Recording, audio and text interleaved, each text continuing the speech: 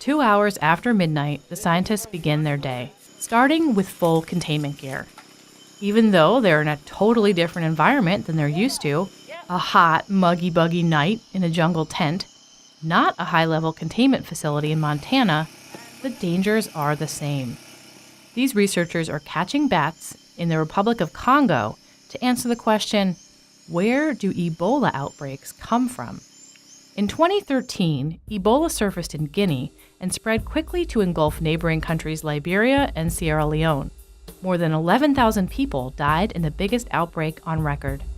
Much is known about Ebola. Scientists have characterized the virus's proteins and sequenced its genome. They've collected blood samples and clinical data from hundreds of patients. We know some things about its path to people, too. But two important questions remain. Why does the virus emerge from the wild suddenly? And where does it lurk when it's not sickening and killing people? A huge 160 square meter net is hung between trees to catch the largest bats in Africa, hammer-headed fruit bats, which can have a wingspan of up to 1 meter. A veterinarian carefully removes the bat from the net and puts it in a gray bag. One of the other men carries the bat a few hundred meters through the bush to the camp and ties it to a rope. Each bat is weighed, photographed, and measured. Then the sampling begins. The bats are swabbed, urine collected, and blood is drawn from a vein in the wing.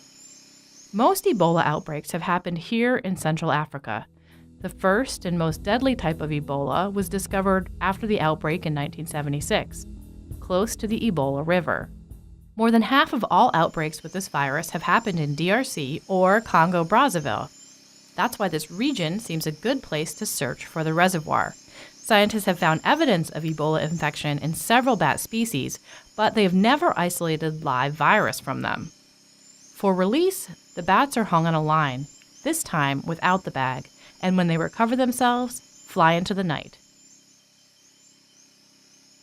The team consists of a virologist from the Rocky Mountain Lab in Montana and an epidemiologist and veterinarian from the Wildlife Conservation Society. The latter study the impact of Ebola on chimps and gorillas. Ebola is the biggest threat to gorillas apart from poaching. Humans, in turn, often contract the virus by handling dead animals or eating bushmeat. That's why the program also involves telling local communities not to touch dead animals in the forest, but instead call the Wildlife Conservation Society. The samples will be shipped back to the lab in Montana for analysis, alongside those from earlier trips. It could take months for them to arrive in the U.S.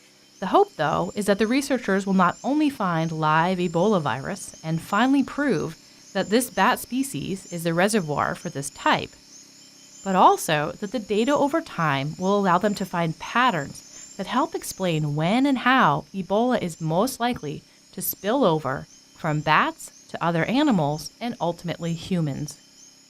That could help researchers to stop Ebola at its source.